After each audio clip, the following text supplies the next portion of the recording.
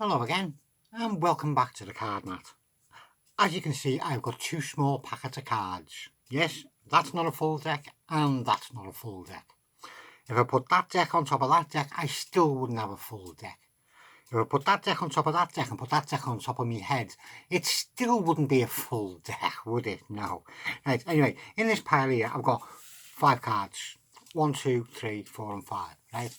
No secret as to what they are. These are my 5 E.S.P cards. Wavy lines, square, circle, star and a triangle, right? In case you think I know the order they're in, I'll give them a bit of a shuffle up now.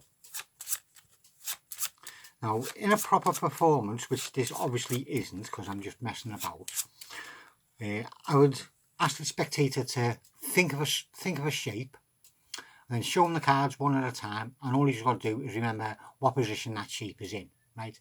Doesn't tell me nothing, but that's what he has to remember, the shape and the position it's in, right? To make this work where I do not know what the card is, I'm using a little packet here made up of aces, twos, threes, fours and fives. So we can pick a number between 1 and 5, in case you haven't worked that out. Right, so we'll take that one there. Right, very dramatic. Drum roll please. What have we got? A 2. So whatever shape is in the second position, that's the second from the top. That's the one you need to remember, right? So I'm going to turn my head away and I'll show you these one at a time, and you remember the second one I show you. Right, so I'm not looking. Right, that's the first shape. And that's the second shape. You remember that one. That's the third shape. That's the fourth shape, and wine, that's the fifth shape. Not that it really matters because you're only remembering the second one. Right, so you're remembering the shape which is in second position, right? I shouldn't know this, but the number is important in the trick, so I do need to know the number, not the card. Right, so so I get the packet back, and I just give them a strange little cut and shuffle type thing, and give you the packet back. I turn me back again and say, what I want you to do is count down the amount of cards to whatever position your card was in, if you know what I mean, and put them to the bottom. So yours was in second place, so you put 1 to the bottom, and you stick 2 to the bottom. Then I'll turn it around and grab the cards off here again, and I'll give them another one of these little mix-ups like that, and give you the packet back, and you do the same thing. However, whatever number it was, count them to the bottom. So again, you'd count 1 and 2. I would then tell you to do a strange little weird shuffle elimination type thing where you're going to stick the top card on the table so it gets eliminated, but the second card gets a second lease of life and goes to the bottom. The third card goes on the table and gets eliminated while the fourth card goes to the bottom. The next card goes on the table, gets eliminated while the next card goes to the bottom. This card goes on the table and gets eliminated, and this card doesn't go to the bottom because there's no bottom for it to go to, so this is the card you're left with. And if you turn it over, you had the yellow star. I'll turn it the right way around. You had a yellow star. Yeah. Bim, bim, bim, bim, dim, dim. Like that. Yeah.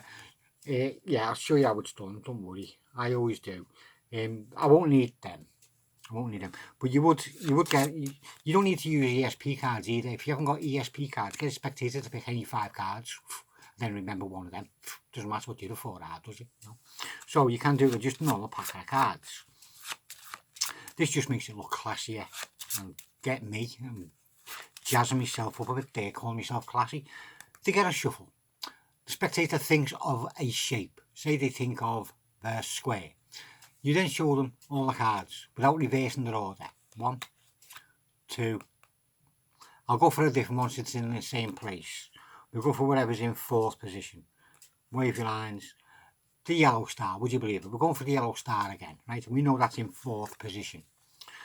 You get the cards back off them, and you do a reverse out jog faro type thing, where you're throwing the first card forward, second back, that way, right? You strip out the top cards, should be 3 of them, should only have 2 in your hand, and the 3 cards go on top of the 2 cards. You give the packet to your spectator. He then counts down the amount of cards his number was, which in this case was 4. You get the packet back. Just to spice things up, faro it the other way, just in case they're watching. Take them 2 off, but then these 2 have to go to the bottom. You're always putting the 3 cards on top of the 2 cards, right? And again, they count 1, 2, 3 and 4. Now, that should put their card in the second to top place, right where the star is at the moment. From there, you know it's in second to top place, you can do what you want to produce it. Just doing the Australian shuffle seems logical because it works. First card goes down, their card goes to the bottom. Next card goes down, next card goes to the bottom. Last card goes down, their card goes to the bottom. That card goes down, their card's in your hand. Or their hand, yeah. And there you go, that's how easy it is. Hope you have fun with it. Enjoy it. Thanks for watching. You can go home now, packing all my bits away, having a little drink and thinking of my next one. I'll see you again soon. I'm waffling.